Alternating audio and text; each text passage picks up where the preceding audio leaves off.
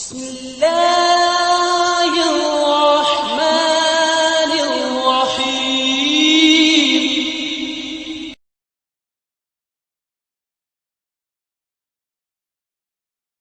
There was a certain man by name Abdullah a few centuries ago living in the city of Baghdad. He was a merchant and a very successful merchant at that. Obviously, he was very rich. He had 4 wives. Pity that man. We are struggling to handle one, and that man was handling 4 of them. The fourth wife. The fourth wife was extremely beautiful. He was always scared that someone may steal her from him. So he had in place a very strong security to safeguard her, to see that nobody steals her from him. And then coming to the third wife, he loved her so much. He would get to her the best of the clothing and the best of food from all over the world. He was interested in taking extra care of his third wife. Then coming to the second wife. The second wife was very wise. Whenever he had to start a new business, buy some property, or do something new, he would always take the opinion of his second wife. And definitely he would follow whatever she would advise him to.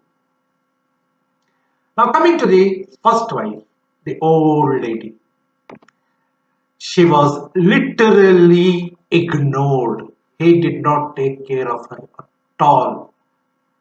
And due to years of negligence, she had become very weak and feeble. One day, Abdullah fell ill. Because he was a rich man, he summoned the best doctors from his country. They were not able to treat him. His condition deteriorated. Then he summoned physicians and doctors from all over the world, but his condition did not improve. Time passed by, weeks became months, months became years.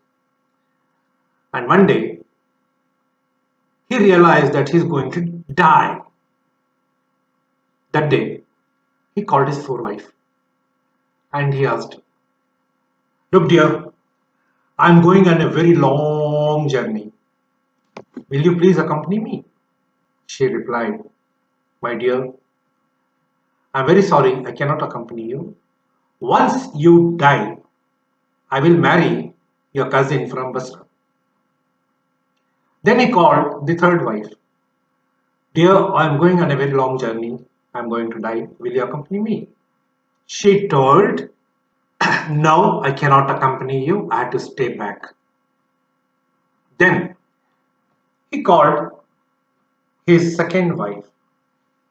"Dear, I'm going on a very long journey. I'm dying. Will you please accompany me?" She refused. She told, "I will definitely accompany you, but only till the graveyard. But beyond that, I'm sorry, I cannot do anything."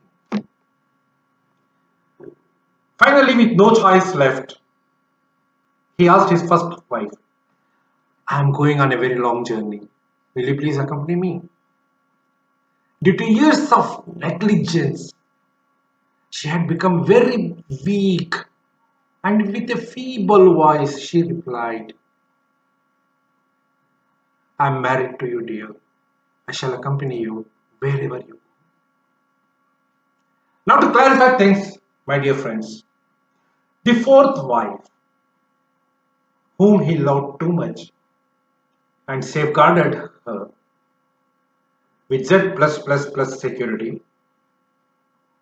are his money, his property, his belongings, his assets.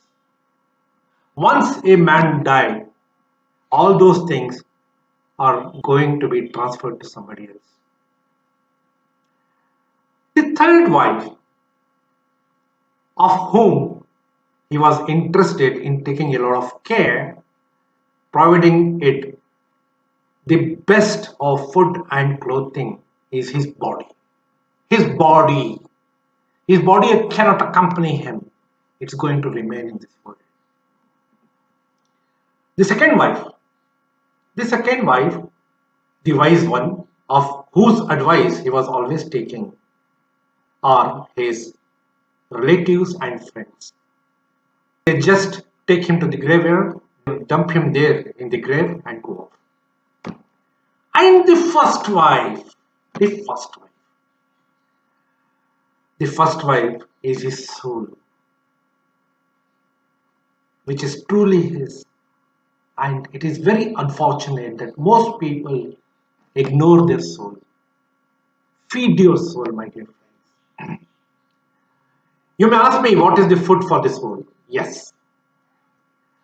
The food for the soul is honesty, service, humanity, sympathy, empathy, charity, and in case of Muslims, devotion, prayers, namaz, fasting, roza, zakat, hajj if possible,